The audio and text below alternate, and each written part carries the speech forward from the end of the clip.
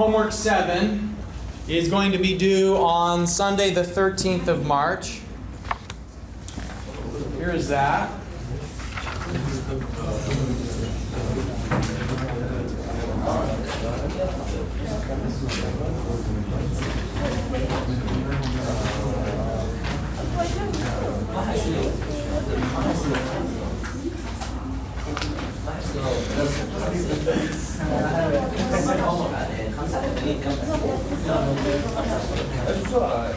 Everybody get a copy of the assignment?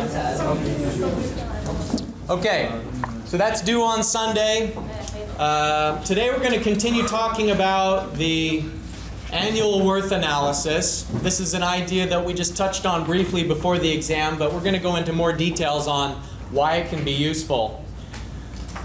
So let's visualize what we mean by annual worth analysis. This is a typical cash flow diagram in the case of equipment that isn't going to be generating any revenue. Sometimes you have to buy things even though it's not going to generate revenue on its own. So for example, a car. When you purchase a car, you don't get money just for owning the car, but it enables you to do other things that are useful. The vehicle allows you to go to school. The vehicle allows you to travel to your job, that's what you get paid for. So here you can see that there's some sort of an initial purchase. There are annual costs that could be related to fuel or maintenance expenses. Here are some additional costs in year 1. That could be that the item had some accessories purchased, something like that. And then in the last year, here in year 8, the item is disposed of. That's sometimes called the salvage value or the resale value of the item. So in annual worth analysis, what we want to do is we want to take all of those different elements and make it so that it's just a single amount every year. Businesses like to do this kind of analysis because it avoids having huge one-time charges that cut into profits. Investors in companies prefer to get a regular return on their investment. They want the dividends to be a constant, steady amount. And so businesses try as much as possible to make their profits to be more level instead of having a huge investment over time and lots of changes. So this is what we're going to say, and we'll have an example where we're trying to take single amounts and spread it out over an annual series. Here's a huge advantage. Remember that when we were doing present worth analysis and future worth analysis, both of the cash flow diagrams had to end at the same number of years, right? We already talked about that today. That's why we have the LCM approach. That's why we have the contract services approach and the early termination. We don't have to worry about that when we're comparing alternatives on an annual. And so that's what this slide is talking about, is that you can calculate the annual worth just for a single cycle, and then you can compare the annual worths of 2 different cycles and pick which one is most favorable, even if they end in a different number of years. And the reason for that, it built into that assumption, is you're saying that it could be repeated, but you don't have to. You don't have to necessarily do that manual repetition. So let's say, for instance, that you had some option where you make a payment and then it gives you revenue,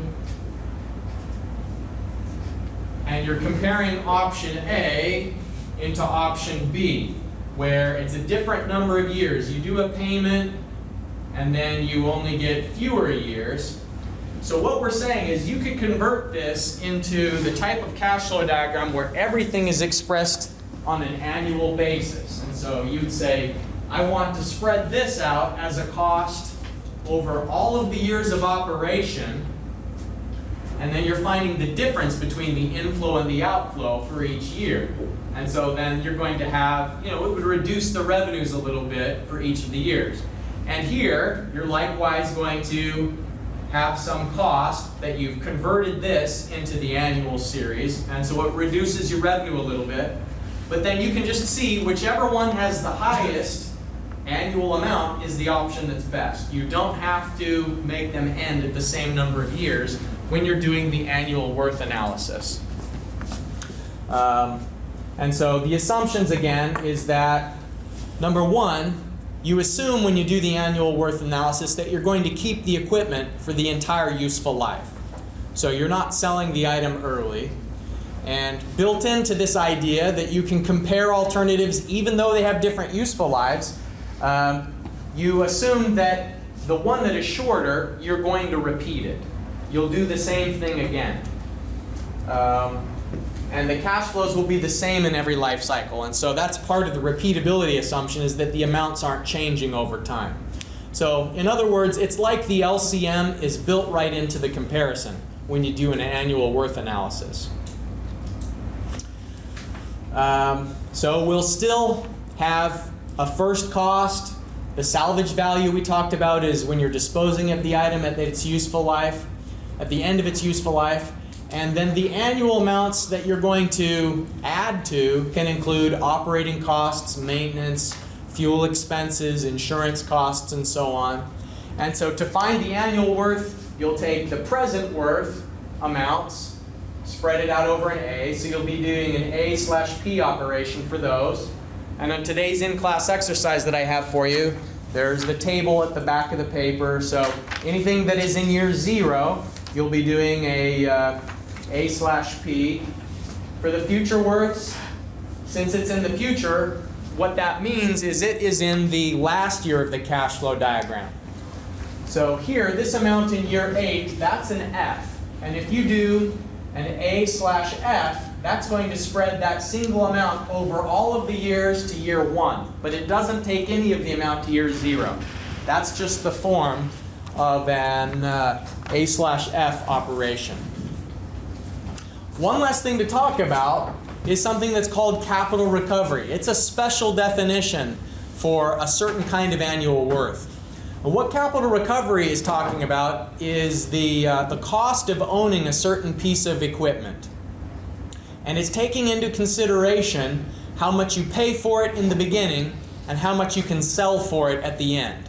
So the capital recovery is how much you have to make every year just to pay for the item, when it's the difference between the cost that you pay in the present, and that's what the negative sign is.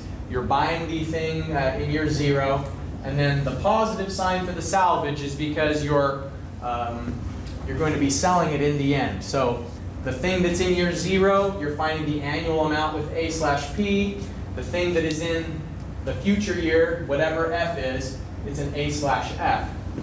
And so, for instance, if you buy a car in year 0 and you know you're selling it in year 5, you take the difference in the two prices according to this approach, and you'd find out how much revenue you need each year in order to justify the car, in order to balance out the purchase that you made initially. So we'll come back to capital recovery in the future. For today, the class that we're working on is actually this one. We're going to be discounting the future amount over A and the present values, putting that into A at an interest rate of 8%. So let me hand this out to you, and we're going to work on this with all the remaining time that we've got for today. Just getting more practice on strategy.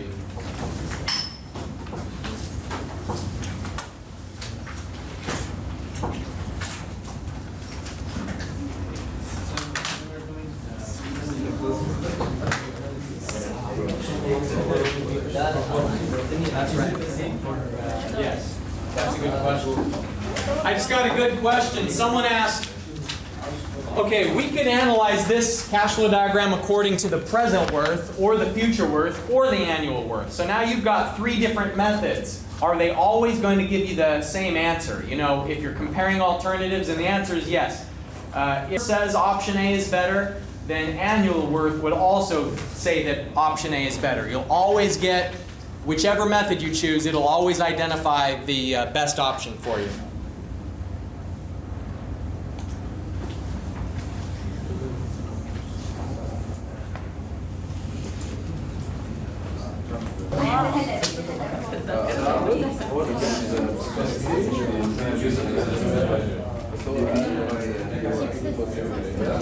All right, so here's my strategy. Now, like I've said before on these, there's more than one right way to get to the answer. But my strategy was, I'm going to take this $5 million to year 0, and then the total amount that's in year 0, spread that out over the annual series.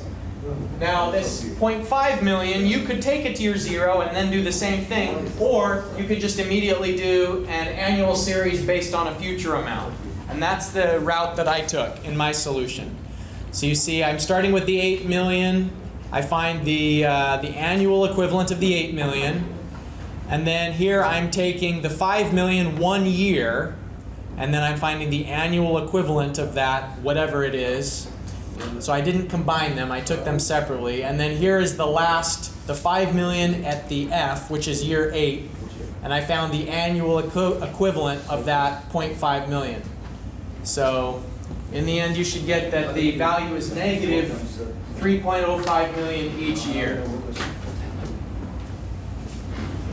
All right. And we're going to do the 5 million without moving to year 0. Yeah. So the N will be 7. This one, Yeah. you have to take it either to 0 or to 8. But you can't leave it where it is. And the 0.5 million is the one that you can go directly. Yeah, so the one that's in the future right now, you can spread that directly. But this the 5 million, it's not ready to turn into an annual series yet. Other questions? All right, so I'll make the suggestion that I always make. Do yourself a favor and get an early start on the homework, because you know it well now, but when it comes to Saturday night at 11:45 p.m., you'll know it less well and you'll be a little tired from a long, fun weekend. So, all right, I'll see you on Thursday.